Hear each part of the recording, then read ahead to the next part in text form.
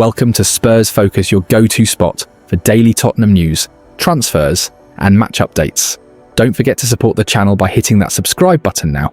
Let's dive into today's top story. Spirits are soaring in North London after Tottenham kicked off the Premier League season in style with a commanding 3-0 win over Burnley. Richarlison stole the spotlight with a dazzling double. Brennan Johnson sealed the victory, and now all eyes turn to the transfer market. With Eberi Eze edging closer to a sensational move across London and talk of Savinho heating up, Thomas Frank's Spurs could soon unleash one of the league's most feared attacking lineups. Spirits are high right now in N17 after Tottenham made the perfect start to the new Premier League season. Coming up against Burnley in Thomas Frank's first league game in charge of the club, Spurs secured 3 points following a comfortable 3-0 win at Tottenham Hotspur Stadium. Richarlison was the star of the show with a brilliant double, and Brennan Johnson capped things off with a well-taken goal midway through the second half. Tottenham are next in action on Saturday as they travel to the Etihad Stadium to face Manchester City. The hope will be that Frank's squad has been boosted by then on the transfer front. Eberi Eze is the name on the lips of all Tottenham fans right now as the club look to complete a deal for the Crystal Palace ace. This week could be pivotal when it comes to Eze making the move across London. If that is indeed the case, the England international could make his bow in Spurs' away game at Manchester City on Saturday lunchtime. Eze did appear to say goodbye to the Crystal Palace fans in Sunday's 0-0 draw against Chelsea, although manager Oliver Glasner did state in his post-match press conference that he expects his player to play on Thursday against Fredrikstad in the Conference League. Tottenham firstly need to strike a deal with the Eagles for their star man, and then wrap up the signing over the coming days. Savinho has been linked with a switch to Tottenham as they look to give themselves another attacking boost. The Brazilian is a player who Frank believes can light up their attack, and they would have a fearsome front four if the Man City man joins Eze in moving to Spurs. A fee of £67 million has been mentioned to get a deal for Savinho over the line, which would in fact be a new club record for Tottenham in the transfer market. However, Spanish football journalist Guillem Balag has since reported that City have now decided that Savinho is to stay at the club, meaning Spurs will instead have to look for another wide option in the transfer market. Dane Scarlett still remains a Tottenham player for the time being. The striker was left out of the club's squad for the pre-season tour of Asia last month, but he has yet to secure a loan move away from Tottenham Hotspur Stadium. With a number of loan deals sanctioned since Scarlett was omitted from the travelling party for Hong Kong and South Korea, Spurs must find the perfect club for the academy graduate, as it is such a big year for him. Scarlett himself requires a deal to go through ASAP because he needs to be playing week in, week out. Luka Vuskovic is also available for a loan move before the summer transfer window draws to a close.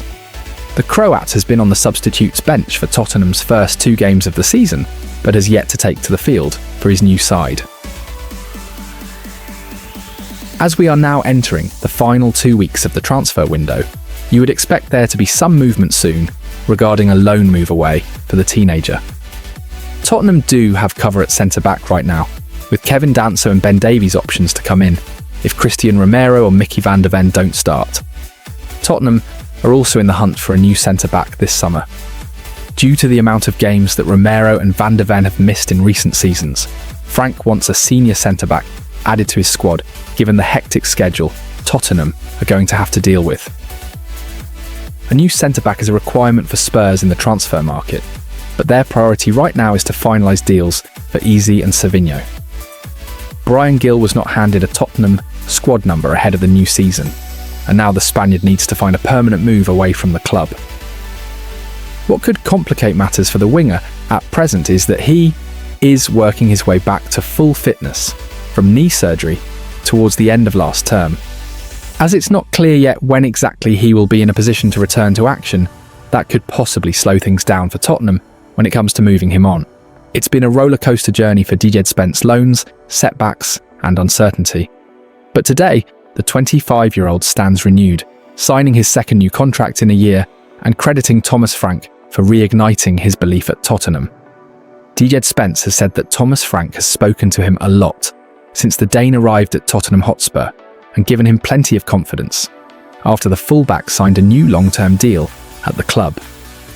It is the second new contract for the 25-year-old within a year after he turned his Spurs career around from being on the verge of leaving the club, with Genoa having an option to sign him permanently after his loan there, only to not take it up. Spence was handed a second chance by Ange Postecoglou and grabbed it as last season wore on, and now he's continued to push on under Frank. "I'm over the moon. I'm happy to sign and I just can't wait to start the season," he said of his new contract. "I just want to keep playing well and reach higher levels. Everyone has trials and tribulations, but you know I'm a fighter, so I always work hard, try to do my best and come back from there. It's been difficult. It's been a rollercoaster road. For every challenge I've been resilient, and fast forward, I'm here now. And I'm happy, so I'm just over the moon with everything." He added, "I've definitely grown. I've learned a lot over the past few years, being in different countries, learning new things."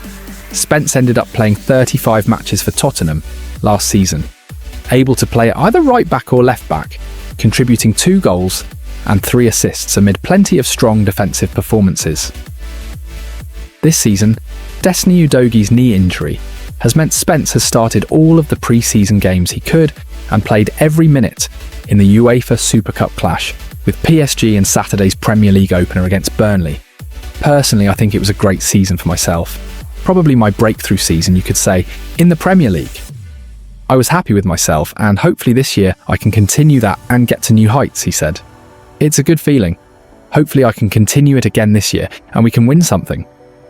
On Frank, he added, "The new manager, he's been good with me. He speaks with me a lot and gives me confidence, so I think that is very important for a player.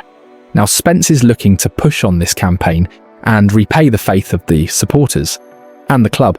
Without the fans, it'll be very hard to get to where we want to get to. So together for the rest of the season, we can definitely do something big," he said. "It's a good feeling, you know. I just want to repay them with good performances and winning games. My target for the season is to definitely win a trophy, play as many games as I can and just win." Eberi Eze lit up Stamford Bridge with moments of brilliance against Chelsea, but it wasn't just his football that caught attention. With Tottenham Hotspur circling and rumours flying, the Crystal Palace star showed his true colours, both on and off the pitch, leaving fans wondering what his future holds. Eberi Eze showed his true colours following Crystal Palace's clash against Chelsea. The 27-year-old attacking midfielder, who continues to be heavily linked with a move to Tottenham Hotspur, had a goal disallowed in the Eagles' goalless draw at Stamford Bridge on Sunday afternoon. Eze thought he had broken the deadlock inside the opening quarter of an hour, scoring a free kick from just outside the Blues box. The England international rifled the ball past Robert Sanchez, leaving the Spaniard in a heap. Unfortunately for Oliver Glasner's side, the goal was ruled out. Marc Guehi, who had opened the corridor for Eze's strike by barging into Moises Caicedo, was within 1 metre of the Chelsea wall before the shot had been taken. Despite the Crystal Palace talisman's best efforts, he couldn't find the net again. Eze showed flashes of brilliance throughout the match, but Reece James managed to keep him at bay. Towards the end of the match, Eze was replaced by Justin Devaney. As the Eagles star left the field, he applauded the travelling fans for their support on the road. Then, after the game, Eze again showed his appreciation for those in the away end who were singing his song. Once most of his teammates had gone back to the dressing room, he extended his thanks and performed a praying gesture. Speaking to Sky Sports a few moments later, Glasner provided an update on Eze's future. He said, "Eb should have scored a goal today. He had one, and it was disallowed. He will come tomorrow to the Crystal Palace training ground. Tuesday off, we take Wednesday, and I expect him to be back playing for us against Fredrikstad." Crystal Palace will lock horns with the Norwegian outfit at Selhurst Park on Thursday night for the first leg of their Conference League playoff. Speaking to reporters in his post-match press conference, Glasner added, "Don't always believe what you read, especially on the internet. There are so many rumours. I know, I watch the players every single day, in training sessions. If most of the things that is written about them is true, then they couldn't perform like this. The team could not be as committed as they are. I'm calm. 2 weeks to go. I know Eb's clause is gone, so it's the club's decision. Let's see how it goes." Football London understands that Tottenham are currently in talks with Crystal Palace over the transfer of Eze. The Englishman sees his contract in South London expire in June 2027. A new chapter starts at Tottenham Hotspur Stadium as Thomas Frank takes charge of Spurs for the very first time. After the emotional Europa League triumph under Ange Postecoglou, the club made the ruthless call to move on, and Frank was the unanimous choice of the board. From dealing with Son Heung-min's exit stance to embracing the scale of Spurs' global fan base, Frank's journey has already been dramatic. So, what can Tottenham fans expect from their new head coach as the Premier League season kicks off? Thomas Frank will step into the dugout at the Tottenham Hotspur Stadium on Saturday afternoon for the first time as Spurs head coach. It will mark the beginning of Tottenham's Premier League season, yet the start of Frank's adventure at the North London club came before he even knew he had the job. The Spurs hierarchy seemed set on relieving Ange Postecoglou of his duties at the end of last season, due to poor showings in the league, only for a groundswell of support to grow behind the Australian after he ended the 17-year wait for a trophy with the Europa League triumph. The club waited for the emotions of that night in Bilbao and the subsequent parade through N17 in front of an estimated 220,000 supporters to die down before making their final decision based on all factors, and eventually they stuck to their original thinking. Postecoglou was sacked. His compatriot and the club's chief football officer Scott Munn was placed on gardening leave, and Tottenham's hierarchy, including chairman Daniel Levy, new CEO Vinay Venkatesham, and technical director Johan Lange pushed on with the process of appointing a new head coach. Postecoglou was sacked. His compatriot and the club's chief football officer Scott Munn was placed on gardening leave, and Tottenham's hierarchy, including chairman Daniel Levy, new CEO Vinay Venkatesham, and technical director Johan Lange pushed on with the process of appointing a new head coach. Spurs used data modelling to identify 50 coaches that would suit what they were looking for, including a number of hypothetical candidates that they knew would not be available, in order to ensure a full and worthwhile detailed comparison matrix.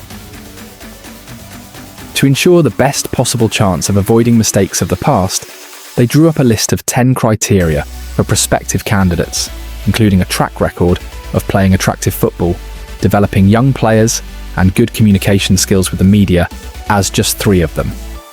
When all of the criteria were taken into account, it resulted in a shortlist of 4 candidates for the position.